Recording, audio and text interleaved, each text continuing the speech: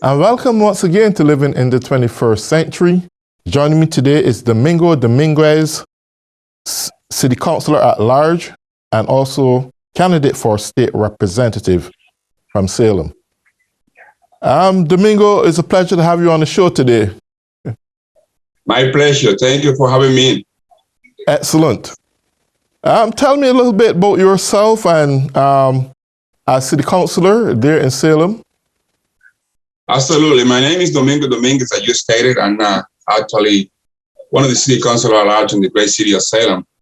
I am originally from the Dominican Republic, and I am the first Latino to be elected citywide in the great history that we had here in Salem. I am actually very involved as a community active before I become elected, and I also used to teach a two-way bilingual program in Puri Salem High School, and at the same time own my own business. So I had a long history of involvement in my community, and allow me to not only represent them fairly, but to know exactly their concern, because I'm one of the people that I represent. I have a long family. I have 7 wonderful children. They all graduated from Salem High School. And I have 4 grandchildren. I'm married with my wife for almost 35 years. And my passion and love for my city is bring me back to serve my community. So this is who I am. I'm also a Christian. My mom is a pastor down in New Jersey. I come from a faith community, I would say, environment all my life. And I also, a very, like I said before, very active in the community in different capacities, different board members of different institutions that in some other way are the one that made the character of the city that I live. Great. So thank you. Excellent. Just to be curious, back in the 1990s, I used to go to Puerto Rico and do business. And there was this place called Domingo Dominguez at the top of Rio Pinterest in Puerto Rico. Well, I don't assume that has anything to do with you. I hear that before, and I think for some reason those people that those family that have the same last name actually come from the same background. I think our family coming from French, and a lot of the Dominguez family stayed on Puerto Rico and another country. Excellent. Yes, one of the things I want to ask you, I found that there's a problem right now in Salem where parents are somewhat at each other when it comes to vaccine for their children. And teachers wear masks and children wear masks. Is some chaos surrounding that. Would you be able to give any insight on that? Absolutely, yes. As you might know, as a city councilor, we don't have the decision to be made on that regard. It's up to the Board of Health and the mayor office that make those decisions. The decision was made based on trying to save people's life. However, I am one person that say that we had to live it up to the decision that people make. I was affected by COVID, and I was even admitted to the hospital for 3 days. So it's a real situation that we all have to be aware that is take life. But more than that, I have to tell you that last week my father passed away, in which he was tested positive. So it is a real thing that touched my life directly. Right. But I always say that we as a government, we know how to mandate on how people protect themselves. So I respect everybody's decision. I respect my family. We're all vaccinated, and we take all of the protocol necessary to prevent that we can be affected by this terrible situation that affect everybody. So my say is that, in simply, I think that we had an obligation to protect people's life. But I think that we had to be very flexible and let people decide on where they want to go. Excellent. I respect both sides. Absolutely. One of the questions I want to ask you today is, how how much more would you be able to impact your community serving as a state representative opposed to city councilor? That's a great question. I think I have proved myself as a servant. I serve my community in any capacity. Now, as a city council, this is going to be my third term. And I've been representing people concerned. And I love what I do. I think that's an honor and privilege to be elected in any given community. My intention to run for a state rep is come in a simple matter that I wanted to continue to be a strong advocate for the people, in particular the city of Salem at the state level. Why at the state level? I think that I had the experience, like I said, the local level, and I think I can influence and help others to bring the funds and the resources that we need to continue to fight for those necessities that we have as a city.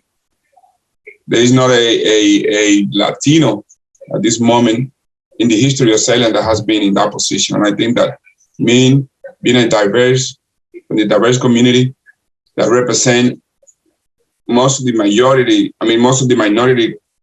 population that we have in Salem can be an access.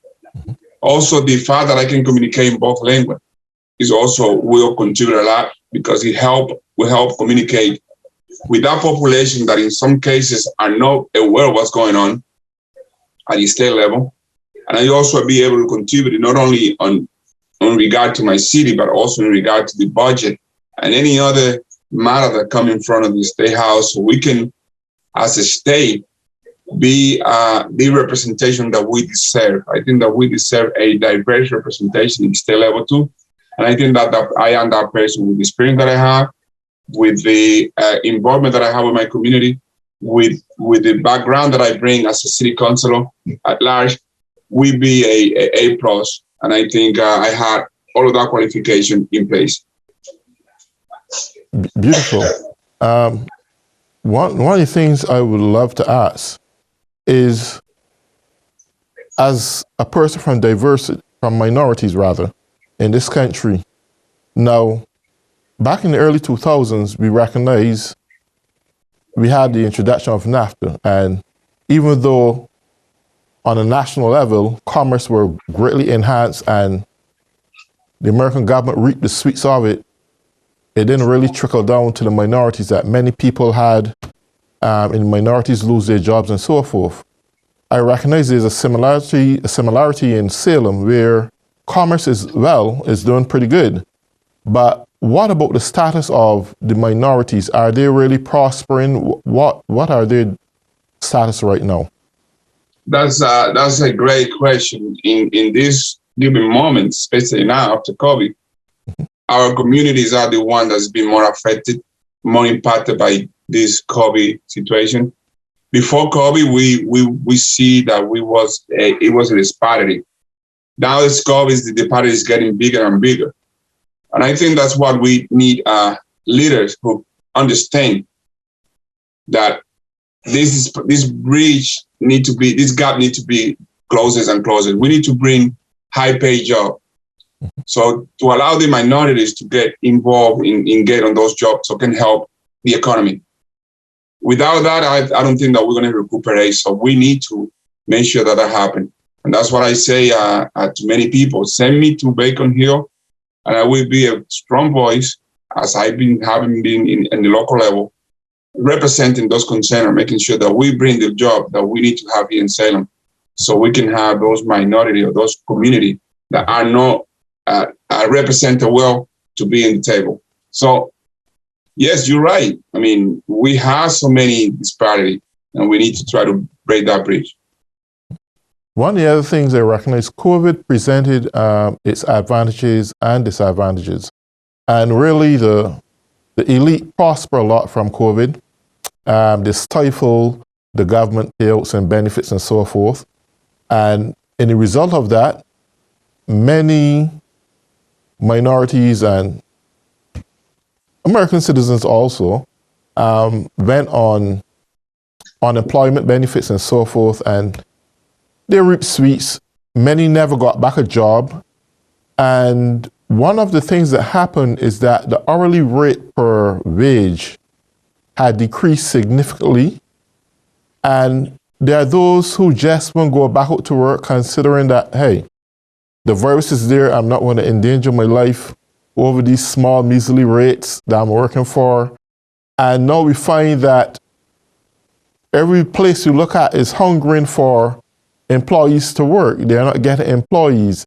And the human resource departments around corporate America in functioning in favor of employees and their prosperity in the company.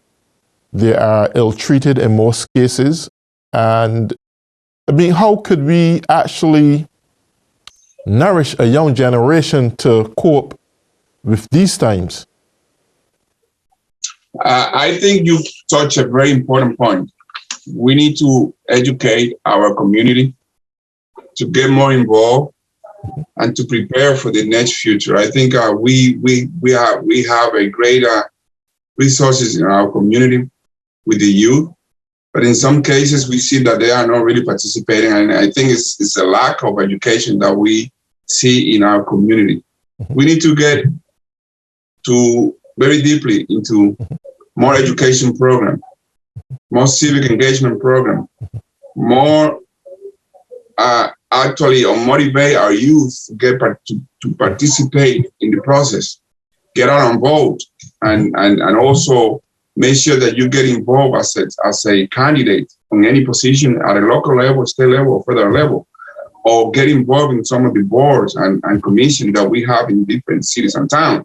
And also make sure that we model those who are in position, we model to the community as a whole in a way that is possible. My history as an elected official is being that I have bring a very, I would say, persistence manner of dealing with being elected, because I thought from day one that was not easy. So I need to make sure that I project that to my people, especially to my kids. So it doesn't matter how many times you fail, if you have persistence, you can continue to move forward, and one day you will accomplish your goal. So we need to instill that in our youth. We need to instill, to be prepared, to be active, and also to be persistent. Do not give up. I think it's a matter of time for the new generation to start, taking charge and do the right thing that we need to do. This wonderful country where we live allow us to be able to participate, and there is no restriction. So everyone who wanted to become a governor, or anyone that wanted to become elected official in any capacity, you have the option to do it. So it's a matter of work hard and try to make it. So it's no doubt that we have an opportunity in front of us. The future is bright, but we need to work. More work needs to be done. We need to make sure that people in elected officials right now, officials, open the door for others to make things to happen. I'm glad you touched the subject surrounding the aspiration to greatness and taking governmental positions. I mean, that's great. But I want to ask a specific question. I don't know how much it's within your scope at this time because it's very general. But I don't know if you recognize that, and I mean, we are all minorities that came here to this country, but we see the reintroduction of the old Jim Crow laws put in place to prohibit minorities from voting. And I mean, it's all through the Republican states, this is taking effect. And I'm wondering what impact would that have even at elections on a local level, as well as main general elections. What do you see in the future coming out of that?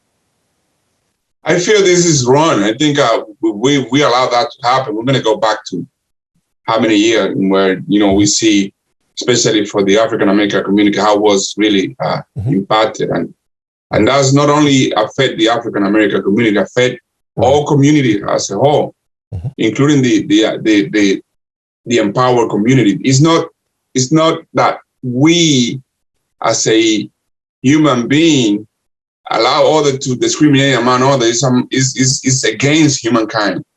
It is a humankind issue. We need to make sure that we don't go back to that. I think that we have progress in this country. A lot of work needs to be done, don't get me wrong, but we have progress a lot in that regard. To go back to this, to deny the right for others to vote, that's going to damage the democratic system that we have. That's going to damage other areas that I think that we're doing, fairly well. So it's a matter of us as a minority, also as a group, to get together, united, and fight in the same way we have done for so many years. We cannot allow that to happen. I mean, we need to fight. We need to get together. When it comes to that, I don't think there is any minority group isolated. I think that we're all in the same. African Americans, African Latino, and any other group, minority group, we are one. We have to make sure that that doesn't happen any longer. So I'm very strong on when it comes to that, and I haven't been afraid to say in public in any forum that I am that we need to continue the work that Martin Luther King and others have started in the past, and we need to make sure that those areas need to be focused. We need to work more in the systematic racist system that we see sometimes in a very different scale, and to make sure that we advance, not to go backward. We need to advance. We need to continue to advance. Absolutely. It often bothers me that Dr. Martin Luther King and many civil rights activists around this nation had fought to get us this far, to even get some of the 1964 Bill of Rights Act to manifest and play a role in society. And back there on January 6th, we recognized 2021, we had an insurrection.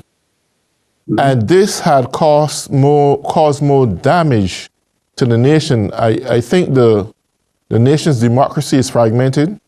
We see a very great separation of beliefs in this country. Democrats and Republicans is a big separation. The nation split in half. Now world leaders no longer look up to America as a place where it has a solid democracy. I spoke to a gentleman this morning from the Ukraine, and that he indicated. And leaders from as far as North Korea, like Kim Jong-un, Xi Jinping from China, Vladimir Putin from Russia, these leaders have no concern or thought that America is the nation it used to be. And therefore, in its stages of distress or vulnerability, they are using these moments to capitalize and do whatever they want. And with this kind of environment, I often ask this question: what kind of a nation we're going to have that our generation, our future generations to come, is going to succeed and prosper when everything at this juncture, at this time, is going downhill? What do you have a scope on this? I have to agree with you in many of the comments that you have made. I think it's actually the right perspective. I think I need to go back to Martin Luther King sentimental, where he actually expressed his belief and express his thinking, which up to today they're still alive, and in some of the cases we haven't seen a lot of progress, like I said before, but we have a lot of progress going on. So I only have to kind of agree with you in all of the aspects. How important is it at this juncture in time that, because we know that there's a hindrance when it comes to this younger generation with the technology and all these beautiful things that they can get their hands on.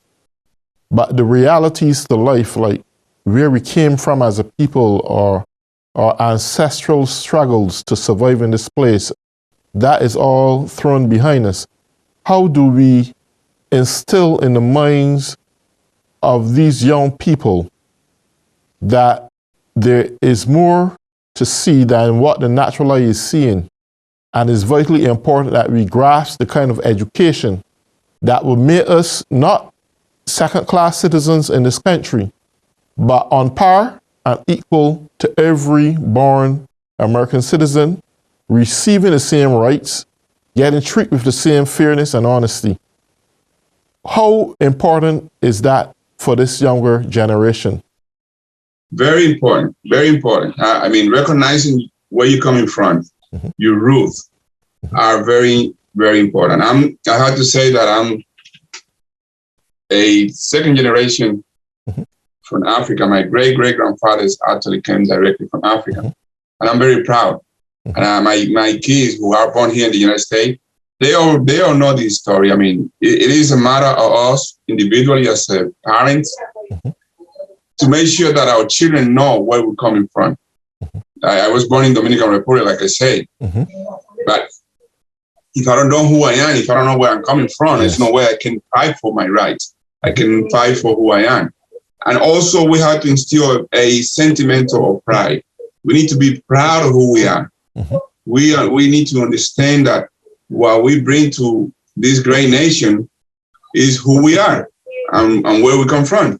And if we are not instill that to our children, they are not going to know, because history are very important. We need to make sure that we let them know the history of our parents, how they come from, how they come to this point, and continue to be proud of that. And they had to carry that to the children themselves. Secondly, I had to mention that education is a very big component on anything that we do. We need to continue to educate. We need to make sure that our children continue to stay in school, and we need to continue to have programs that we work with the education system to make sure that our children are very well represented in school, that they know they don't quit, they continue to advance, and they prepare for what they're going to face in life. So education, history, and be pride are good components that we need to keep and make sure that our children continue to keep it. Yes, and also there's also incline on anti-Semitism and bullying around schools. Is the system going to put something in place to bring about a zero tolerance policy on this? Because I'm hearing from time to time that there are those of minorities who are actually getting bullied. And even teachers are turning a blind eye against it and pretending it just don't happen. What can you think is the best approach to deal with this? I'm sorry. Yeah, I feel just very, very appropriate, because two days before we had an incident here where we had some comments on social media in regard to some decision that the Board of Health took to eliminate the mandate, and they received some bullying and some anti-Semitism comments. And we all, as a city, stand up, condemn those type of actions. But I think more than that, we need to create an environment in where we have the conversation with the community as a whole. I think that in some cases, we need to make sure that we face it the way it is. We need to understand that there is a division in our country. There's a very deep difference among groups and among ideology. So the conversation needs to be happening at a local, state, and federal level. But as a local official, I think that we have the responsibility to bring all these stakeholders to make sure that everyone be part of that conversation, including our children, school departments, community leaders, parents, elected official, and you name it, everyone on the table. Out of that conversation, we need to deeply focus on those differences that are making some group understanding one way or another and come with a common ground. And at the end of that conversation, we need to all agree that we need to continue to work on those differences and make sure that we all agree on continue to accept who we are, regardless of what color we are, regardless of what nationality or any difference that we have or any gender. Because at the end of the day, we still be human and we still be one community. So those points, those actions need to be taken ASAP. If we don't work in that regard soon, we're going to see how big is going to be the hole, and maybe it's going to be maybe too late. Absolutely. Well, Mr. Dominguez, it's an honor and pleasure to have you on the show. We are running up on the last minute. Is there anything you would like to say before we go? Yes, I want to thank you. I think this type of programs where you highlight some of the needs that we face in our community are very important. Educate others. I want to thank you. And I also wanted to leave you with a great